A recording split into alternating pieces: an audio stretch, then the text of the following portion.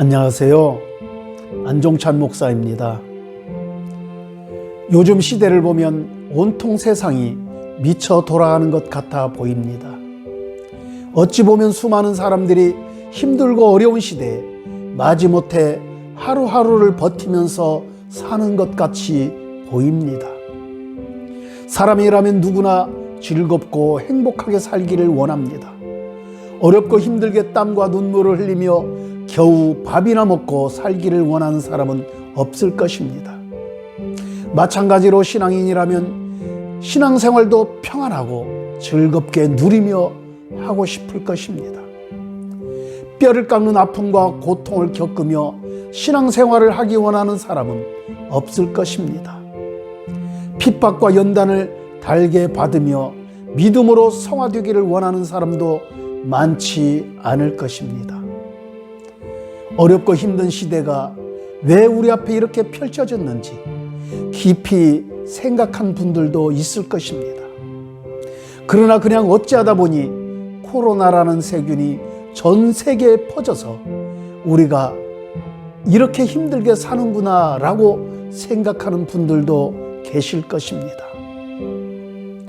지금 이 영상을 보시는 분들은 예수님을 믿는 분들이 80% 이상일 것입니다. 여러분은 왜 이런 일이 일어났다고 생각하십니까? 하나님의 관점에서 이 문제를 보십시오. 하나님의 관점에서 우리나라를 비롯해 전 세계의 흐름을 보시면 답이 보일 것입니다. 세상의 흐름은 날이 갈수록 하나님의 창조 질서를 대적하는 쪽으로 기울어져 가고 있습니다. 사람의 힘과 능력으로 무엇이든지 다 할 수 있다는 교만함이 하늘을 찌르고 있습니다. 아담과 하와가 뱀의 꼬임에 넘어가 자신들이 하나님이 되고자 했던 그 사악함이 오늘날도 사람들 속에서 꿈틀거리며 하나님의 뜻을 거역하고 있는 것입니다. 사람들의 혼의 영역인 생각과 감정과 의지 속에 하나님이 아닌 과학이 자리를 잡고 사람들을 지배하고 있는 것입니다. 오늘날 이 과학이라는 존재는 대다수의 사람들의 절대적인 숭배의 대상으로 또아리를 틀고 있는 뱀과 같은 존재입니다. 저는 문명을 배격하며 과학을 터부시하는 사람이 아닙니다. 앞으로도 과학은 더욱더 발전해야 합니다. 그러나 중요한 것은 창조주 되시며 만왕의 왕이신 하나님의 창조 질서 안에서 문명과 과학이 성장하고 발전해야 하는 것입니다. 하나님의 창조 질서 안에서 정치, 경제, 사회, 문화가 발전하고 성장해야 합니다. 사탄은 수단과 방법을 가리지 않고 하나님께서 세워놓은 질서를 깨트리며 어지럽히고 있습니다. 여기에 많은 정치인들과 문화와 예술인들 그리고 경제인들이 사탄의 도구가 되어 세계의 질서의 새로운 판을 짜는데 이용당하고 있습니다. 이들은 그들이 계획하고 이루고자 하는 것이 선하고 의로운 인류 문명의 새로운 질서를 세우는 선구자로 착각하고 이 일에 사용되어지고 있는 것입니다. 사탄의 계획은 처음부터 마지막까지 하나님을 대적하는 것입니다. 사탄의 최종 목적은 자신을 높이고 섬김을 받는 데 초점이 맞추어져 있습니다.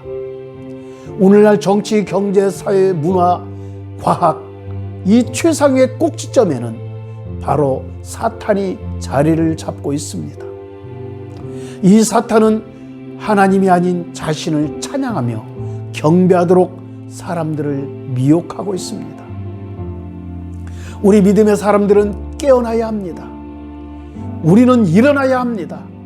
서서히 뜨거워지는 솥단지 안의 개구리처럼 통제된 사회로부터 길들여져서 자신의 영혼이 서서히 죽는 줄도 모르면서 죽어가서는 안 됩니다.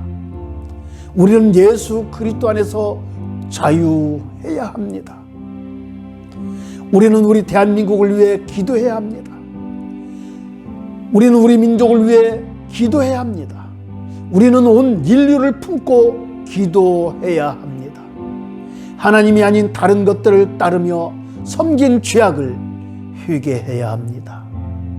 자신뿐만 아니라 부모와 형제들이 하나님이 아닌 다른 신을 섬기며 다른 어떤 것들을 우상시하며 섬기고 따른 죄를 회개해야 합니다. 죄는 우리를 하나님으로부터 멀어지게 하며 사망의 세력을 끌어당기는 강력한 자석과도 같은 존재입니다. 우리 주님은 공생애를 시작하시면서 제일 먼저 하신 말씀이 회개하라 천국이 가까웠느니라 라고 마태복음 4장 17절에서 말씀하셨습니다. 뿐만 아니라 때가 찼고 하나님의 나라가 가까웠으니 회개하고 복음을 믿으라고 마가복음 1장 15절에서 말씀하셨습니다. 저는 오래전부터 우리 교회에서 성경적 회개 사역을 해왔습니다. 그러면서 느끼는 점은 회개 기도가 결코 쉽지 않다는 것입니다. 마귀가 성도들의 회개 기도를 하지 못하도록 얼마나 방해를 하는지 상상을 초월하는 경우를 많이 봐왔습니다. 성도들이 집에서 회개 기도를 할 때 사탄은 가족들을 통해 방해하며 주변 환경과 물질을 통해 집요하게 방해를 합니다. 그리고 회개하는 성도의 몸을 치며 괴롭히는 경우도 봐왔습니다. 전철을 타고 회개 기도를 하기 위해 우리 교회에 찾아오는데 어떤 분은 전철 안에서 건강했던 다리가 갑자기 부어오르는 분도 있었습니다. 어떤 분은 교회 근처에 다가오니까 멀쩡했던 머리가 심하게 아파오기도 하며 사람에 따라 갖가지 현상들이 나타나는 경우를 보았습니다. 그럼에도 장애를 이기고 교회에 도착하면 언제 아팠던가 하는 생각이 들 정도로 문제가 깨끗하게 사라지는 경우를 보았습니다. 회개 기도하기 위해 교회 계단을 내려오는데 꼭 회개 기도를 해야 하나? 집으로 돌아가라! 라는 귀신의 음성을 들은 사람도 보았습니다. 가끔 귀신의 집요한 방해로 인해 회개 기도를 끝까지 하지 못하고 다음에 기회가 되면 다시 하겠다고 하는 분들도 있었습니다. 그만큼 사탄은 하나님의 자녀가 거룩한 하나님의 형상으로 치유되고 회복되는 것을 싫어합니다. 사탄은 하나님의 자녀가 그리스도 예수 안에서 즐겁고 평안한 삶을 누리는 것을 방해합니다. 저는 어렸을 때 시골에서 자랐는데 어머니께서 아궁이에 나무를 태워 밥과 국을 무쇠솥과 냄비에 하셨습니다. 그 당시에는 주방 요리 시설이 좋지 않아 그릇이 금방 그을렀으며 음식이 솥에 타서 눌러붙는 일이 자주 있었습니다. 그러면 밥솥이나 냄비를 물에 부풀렸다가 수세미나 볏짓으로 닦았습니다. 그 중에 잘 닦아지지 않는 그릇은 볏짚에 미세한 모래나 흙을 묻혀서 힘을 다해 닦으면 그릇이 반짝반짝 빛이 나는 경우를 봤습니다. 여러분 생각해 보십시오. 그릇들이 물에 쉽게 씻겨지는 것도 있습니다. 그러나 오랫동안 잘 씻지 않고 때가 찌들은 그릇들은 잘 씻겨지지를 않습니다. 이러한 그릇들은 미세한 모래나 흙을 묻혀서 닦을 때 그 그릇은 닦여지는 아픔과 고통이 따랐을 것입니다. 저는 회개 기도도 그렇지 않을까 생각합니다. 오랜 세월 동안 쌓이고 쌓인 죄일지라도 쉽게 씻겨지고 닦아지면 좋으련만 실제 회개 사역을 하면서 느끼는 것은 그렇지 않다는 것입니다. 회개 없이는 참된 믿음을 가질 수가 없습니다. 왜 그럴까요? 회개하지 않은 상태로 죄를 가지고는 하나님의 은혜를 온전히 깨달을 수가 없으며 하나님의 은혜를 받을 수 없기 때문인 것입니다. 그래서 성경은 죄사함을 받는 회개라고 마가복음 1장 4절에서 말씀하십니다. 뿐만 아니라 예수님께서 자신이 세상에 오신 목적이 죄인을 불러 회개시키러 왔노라 라고 누가복음 5장 32절에서 우리 예수님께서 친히 말씀하셨습니다. 로마서 8장 26절 말씀을 보시면 회개는 성령의 인도하심을 받아 죄를 미워하고 죄에서 떠나 예수 그리스도께로 돌이키는 것을 말합니다. 자신이 지은 죄를 하나님께 낱낱이 고백하고 용서받는 것이 회개가 아닙니다.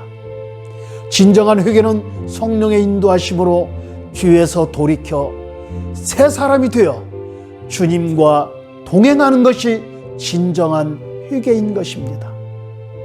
저는 성경적 회개 사역을 인도하면서 가슴 아픈 일을 겪을 때가 있었습니다.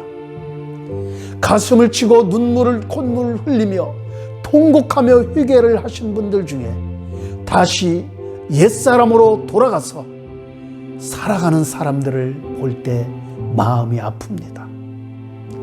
기독교 신앙으로 서가던 영국과 미국을 보시는 주님의 마음은 어떠하실까요? 동성애가 국가적으로 합법화되며 가정의 질서가 깨지고 하나님의 창조 질서가 무너진 세대를 보고 하나님의 마음은 어떠실까요?